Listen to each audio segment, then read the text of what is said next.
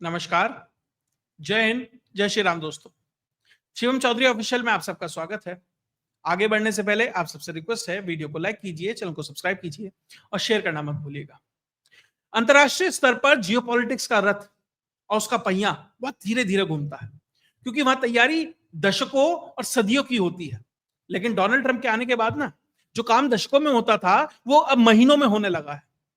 जो काम लगभग असंभव लगते थे कि कभी इंडिया और चाइना एक साथ खड़े दिखाई देंगे, खासकर गालवान के बाद, डोकलाम के बाद, वो भी डोनाल्ड ट्रंप संभव करते दिखाई दे रहे हैं।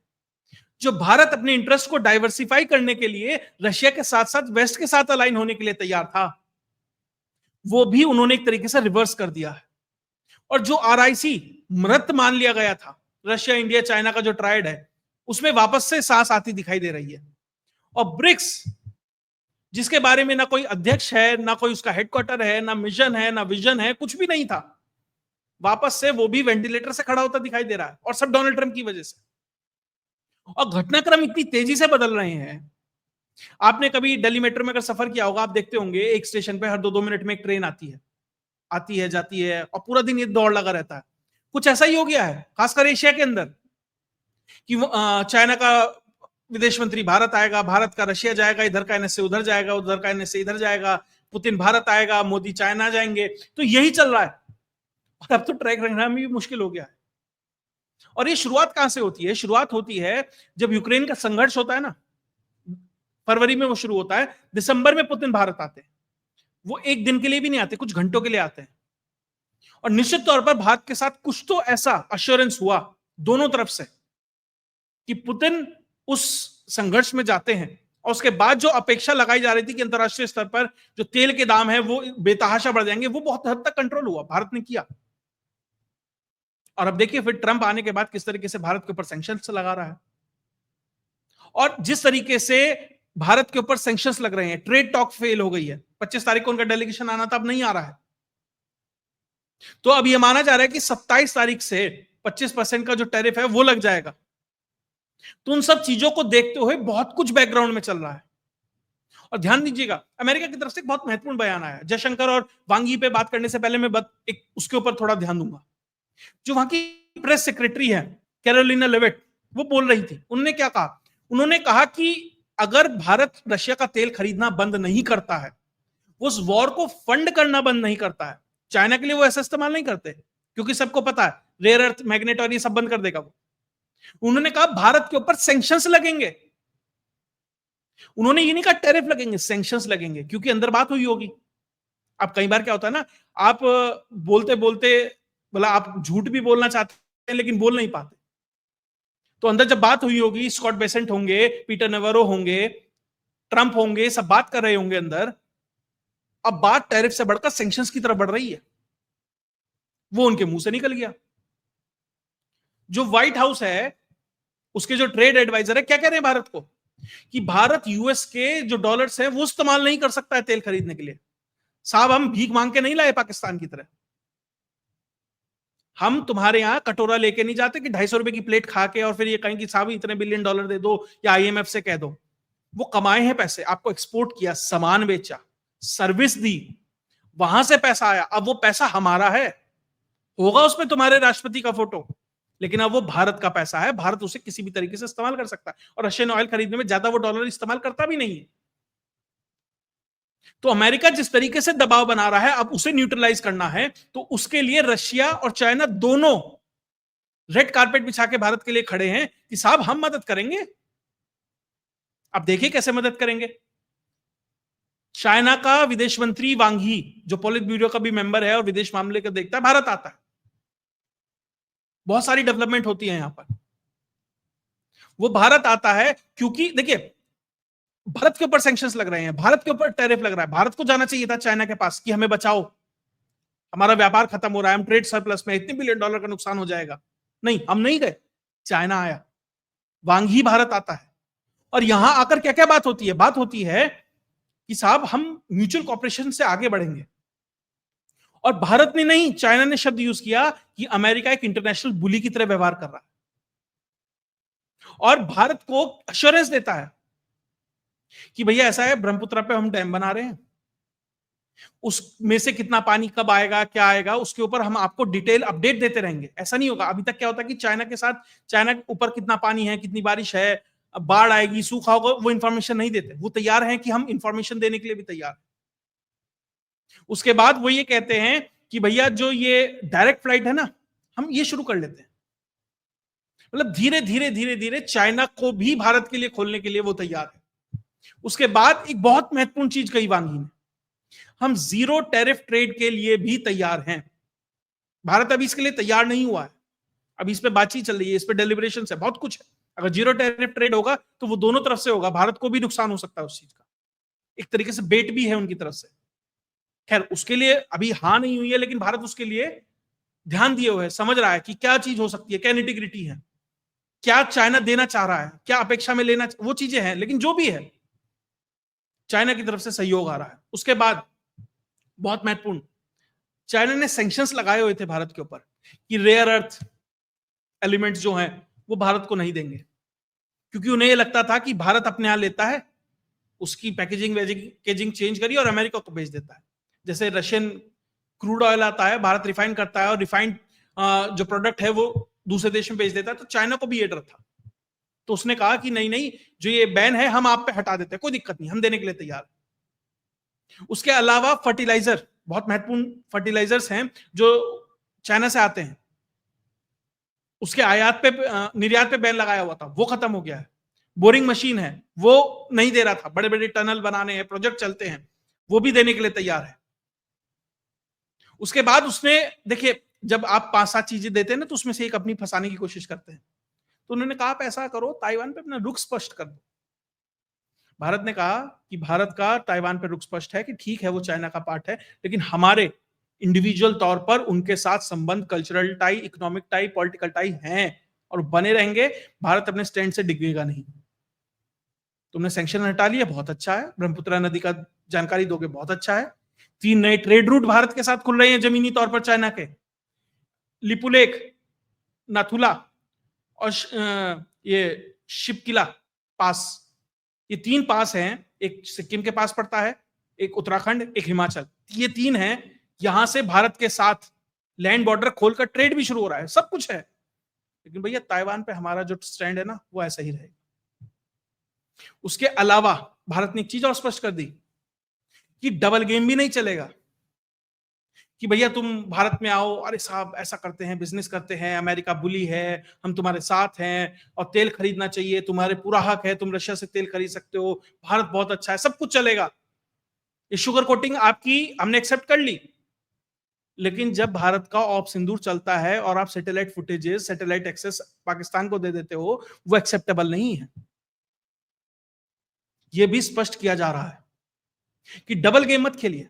तो आरआईसी हो रहा है, निश्चित तौर पर आरआईसी की तरफ चीजें बढ़ रही हैं, लेकिन भारत को पता है कि वो लक्ष्मण रेखा कहां है जब भारत को रुकना है। ऐसा नहीं है कि चाइना बहुत अच्छा अच्छा बोल रहा है, भारत को पता है मुंह में राम बगल में छुरी वाली स्थिति है, लेकिन हम उसका इस्तेमाल फिलहाल की कंडीशन के हिसाब से जितना ज्यादा ऑप्टिमम यूज कर सकते हैं वो भारत करने का प्रयास कर रहा है। ठीक है, इस बहाने हमें मिनरल्स भी मिल रहे हैं, बहुत चीजें मिल रही हैं, ठीक है, लेकिन लिमिट सेट है, क्योंकि चाइना को भारत की जरूरत है, क्योंकि चाइना को मार्केट चाहिए, क्योंकि चाइना का जो over produced export based economy है, उसको कहीं ना कहीं एक मार्केट चाहिए। अगर अमेरिका सैंक्शंस लगाता है, अमेरिका की तरफ से स्थितियां खराब हो जाती हैं, तो उसके लिए दिक्कत है। और बहुत से ऐसे प्रोडक्ट हैं जो भारत में बनते हैं, वो मार्केट भी देने के लिए तैयार है, लेकिन चीजों को अभी एसेस किया जा रहा है। अब वांगी भारत आता है, सारी ये ताजा मतलब बातचीत भारत की होती है, भारत के प्रधानमंत्री से वांगी की मुलाकात होती है और अश्योरेंस होता है कि हाँ हम एससीओ में आएंगे, प्रधानमंत्री एससीओ जाएंगे। कजान में पिछली बार मुलाकात हुई थी शी जिनपिंग से, अब जाकर चाइना के अंदर होगी। जब ये सारी बात हो जाती है, वांगी भारत में ही होता है, तो भारत की तरफ से एस जयशंकर फ्लाइट पकड़ते हैं और सीधा रशिया पहुंच जाते हैं। वहां पर कहा तो ये जा रहा है कि जो 26वीं Indo Russian intergovernmental commission का सेशन है, उसके लिए वो जा रहे हैं। ठीक है, ये तो एक कवर अप होती हैं चीजें, और ऐसे सेशन और ऐसे प्रोग्राम तो बहुत सारे चलते रहते हैं। वो वहां पहुंचे, वहां जाकर निश्चित तौर पर रशिया में वो ब्रीफिंग दी गई होगी कि भारत और चाइना के बीच में ये कोऑर्डिनेशन बन रहा है। क्योंकि रशिया पहले दिन से चाहता है कि भारत, चाइना, रशिया एक हो, एक साथ आए। उसमें अगर कैटलिस्ट का काम किया तो ट्रंप ने किया। अब जयशंकर साहब वहां पहुंचते हैं। वहां पहुंचने के बाद अब क्या वहां मुलाकात हो रही है, किस किस से क्या क्या बातचीत होगी, निश्चित तौर पर वहां की जो हाई फंक्शनरीज हैं उनसे भी बात होंगी, उन्हें भी अपडेट दिया जाएगा कि क्या भारत और चाइना ने नेगोशिएट किया है, उसमें रशिया का क्या रोल हो सकता है, रशिया कैसे कंट्रीब्यूट कर सकता है, या उसे रशिया के साथ किस तरीके से इंटीग्रेट किया जा सकता है, वो सब चीजें बात होंगी। इसी बीच जो रशिया के चार्ज अफेयर हैं भारत के अंदर, उनकी तरफ से बहुत बड़ा बयान आया। उन्होंने क्या कहा कि अगर भारत को ये लगता है कि उसके मार्केट श्रिंक हो रहा है अमेरिका में आप सामान बेचते थे, अब वो उसने वहां टैरिफ लगा दिए, या उसका क्रिस्टीना लेविट का बात माने कि सैंक्शंस लगा दिए, तो भैया आपका जो सामान नहीं बिक रहा है रशिया में आके बेचिए, हमें क्या दिक्कत है। और अगले एक साल में भारत और रशिया का ट्रेड लगभग 10% तक बढ़ने की संभावना है। तो अगर हर साल 10% तक बढ़ता है तो सोचिए चीजें बढ़ सकती हैं।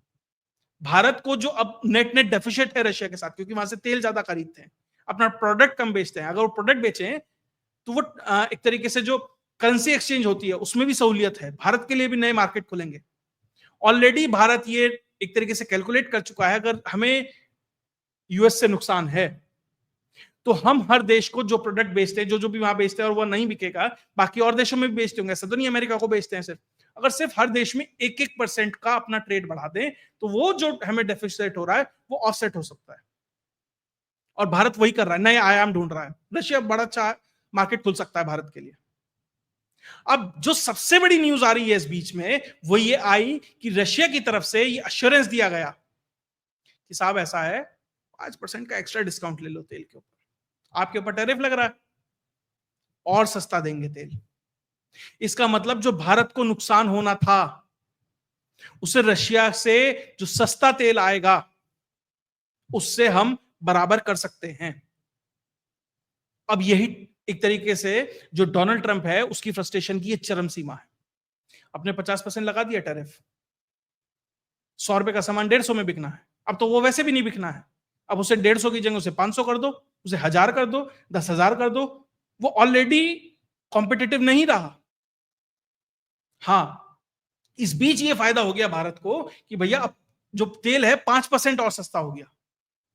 और हुआ क्या, जैसे ही ये न्यूज आती है, ये जानकारियां सामने आती है, तो जो इंडियन ऑयल है और बीपीसीएल है वो रशिया से और तेल खरीदने लगे सितंबर की बाइंग, क्योंकि एडवांस बाइंग होती है। ऐसा नहीं होता ना कि आज फोन करा, हाँ साहब 1000 लीटर तेल भेज दीजिए और शाम तक चल दिया, ऐसा नहीं होता, एडवांस बाइंग होती है, महीनों में एडवांस्ड होती है। जुलाई के बाद से थोड़ी सी वो डिले हो गई थी, जब से ये सैंक्शंस और इन सब चीज की बातें चलने लगी थी। और भारत सरकार ने किसी भी कंपनी पर ये एक तरीके से कह सकते हैं दबाव नहीं है कि आपको खरीदना ही है। आप इंडिपेंडेंट है, आप जाइए रशियन कंपनीज के साथ आप नेगोशिएट करिए, आपको लगता है कि ये तेल हम खरीद सकते हैं, आप खरीदिए, कोई दिक्कत नहीं, हमें कोई बाध्यता कोई नहीं है ना खरीदने पे और ना खरीदने पे।